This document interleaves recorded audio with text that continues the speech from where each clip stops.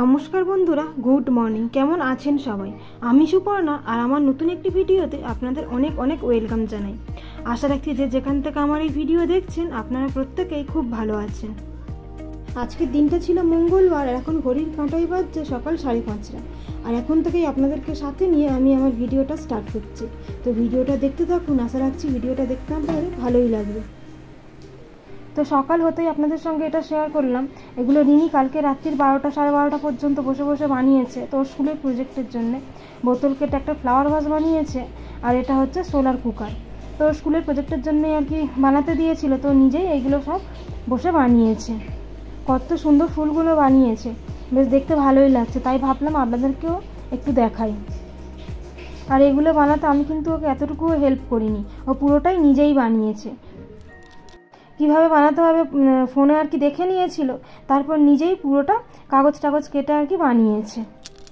আর খারাপ ভালো যেমনই হোক, নিজেই যে কাজটা করেছে, পারবো না বলে যে পিছিয়ে আসেনি, তো কাজটা নিজেই করেছে আর কমপ্লিট করেছে পুরো কাজটা, তো এটাই হচ্ছে বড় কথা। আর খুব একটা যে খারাপ হয়েছে তাও নয়, ঠিকই আছে। আর এই ধরনের হাতের কাজগুলো করতে ওর দেখি খুব আগ্রহ থাকে। তো যাই হোক, সকালবেলা কিন্তু ঘুম থেকে উঠে ছোটো ঘরটাকে পরিষ্কার করে নিয়েছি, তারপর পুরো ঘরটা ভালো করে ঝাড়ু দিয়ে নিয়ে নিজে একটু ফ্রেশ হয়ে নিয়েছি। আর এখন চলে এসেছি ছাদে, জামা কাপড়গুলো কেচে তাড়াতাড়ি মেলে দেবো। আর এখন তো মাঝে মাঝে বৃষ্টিও হচ্ছে, তাই রোদ্দুর থাকতে থাকতে জামা কাপড়গুলো যতটা শুকিয়ে নেওয়া যায়। আর ছাদের কাজ করে তাড়াতাড়ি নিচে চলে যেতে হবে। আজকে যেহেতু রিমির স্কুল আছে, তাই সকাল সকাল অনেক কাজও আছে রান্না বান্নার, তাই আর কি যতটা সম্ভব তাড়াতাড়ি কাজগুলো গুছিয়ে নিতে হবে। এই যে চলে এসছে নিচে, আর এসে আগে রান্নাঘরে ঢুকে গেছি। তো সকালের টিফিনটা আগে বানিয়ে নিই, তারপরে রিমির স্কুলের জন্য ভাতটা বসাবো।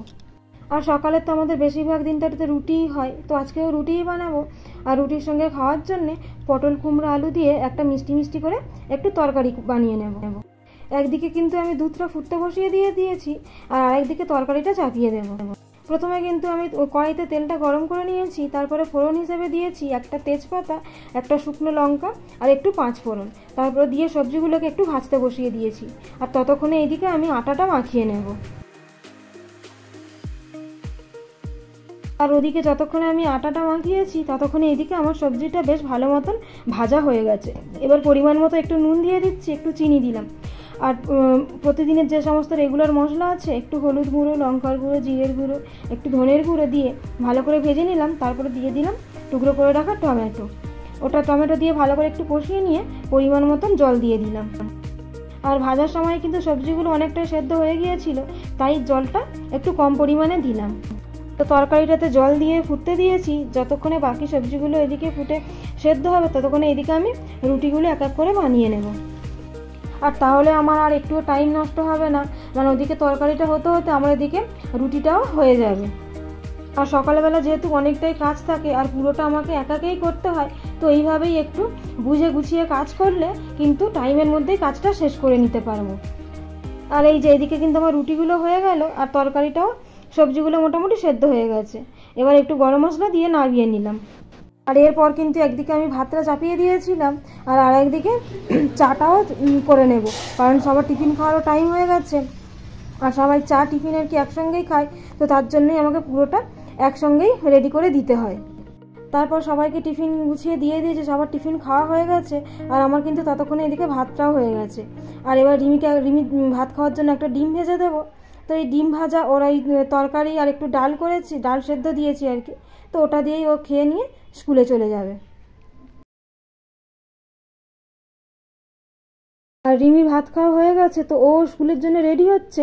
আর আমার ততক্ষণে আমারও হাতে একটু টাইম ছিল, তাই আমি এই ঘরটাও আগে গুছিয়ে পরিষ্কার করে নিচ্ছি। ওই বিছানাটা একটু ঝেড়ে বেড কাভারটাকে টান টান করে বিছিয়ে নেওয়া, তারপরে অল্প যে ডাস্টিংয়ের কাজ আছে ওইগুলো করে নেওয়া।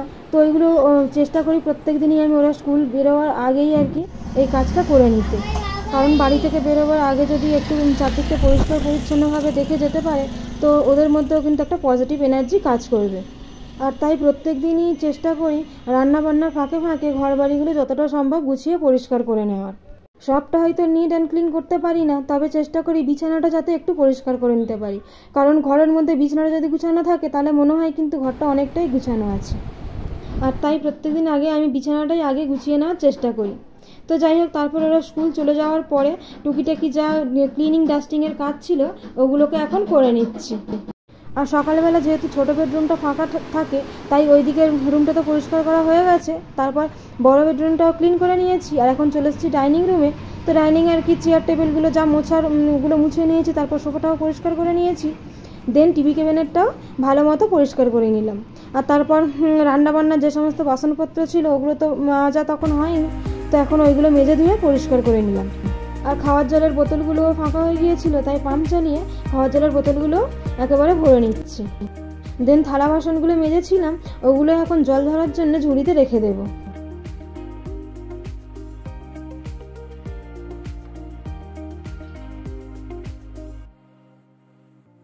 আর এই যে এবার এই ডোর হ্যাঙ্গিংগুলো দীঘা থেকে কিনে এনেছিলাম, তো এগুলো আগে লাগানো ছিল।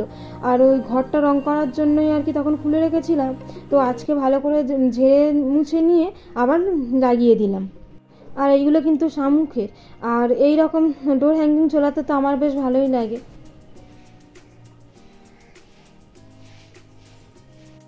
তো গুড ইভিনিং বন্ধুরা, এখন কিন্তু সন্ধ্যেবেলা। আর তারপর একেবারে আপনাদের সঙ্গে এই সন্ধ্যেবেলায় দেখা হচ্ছে। আর তারপর সারাদিনের জামা কাপড়গুলো গুছানো হয়নি, তাই এখন জামা কাপড়গুলো গুছিয়ে জায়গা মতো রেখে দিলাম। আর এখন বেরিয়ে পড়েছে একটু বাজারে, একটা কাজ ছিল।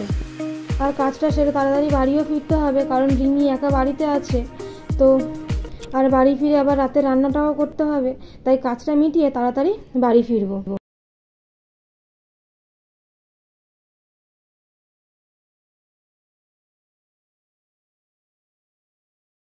আর বাড়ি ফিরে এসে সন্ধ্যেবেলা চাটা করে খেয়ে নিয়েছি। এখন কিন্তু রাত্রিরে রান্নাটাও চাপিয়ে দিয়েছি।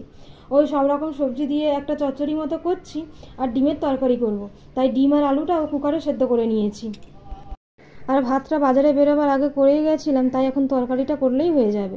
তো আজকে রাত্রিরে রান্না মোটামুটি আমাদের ওই সব রকম সবজি দিয়ে একটা চচ্চড়ি আর ডিমের তরকারি। আর আলুটা যেহেতু সেদ্ধ করে নিয়েছি, তরকারিটা হতে কিন্তু আমার খুব বেশিক্ষণ টাইমও লাগবে না। তো যাই হোক, যে সমস্ত বন্ধুরা এতক্ষণ পর্যন্ত আমার ভিডিওটি দেখলেন, ভিডিওটি কেমন লাগলো কমেন্টের মাধ্যমে জানাবেন। আর ভিডিওটি যদি ভালো লেগে থাকে তাহলে একটা লাইক করবেন। আর চ্যানেলটাকে সাবস্ক্রাইব করে পাশে থাকা অল বেল আইকনটি ক্লিক করে দেবেন, যাতে আমার সব ভিডিও নোটিফিকেশান আপনাদের কাছে পৌঁছাতে পারে। ভিডিওটা তাহলে আজ এখানেই শেষ করছি। আপনাদের সঙ্গে দেখা হবে খুব তাড়াতাড়ি নতুন একটা ভিডিও নিয়ে। ততক্ষণ পর্যন্ত আপনারা ভালো থাকবেন, সুস্থ থাকবেন, আর অবশ্যই সাবধানে থাকবেন। দেখা হবে খুব তাড়াতাড়ি পরের ভিডিওর সঙ্গে।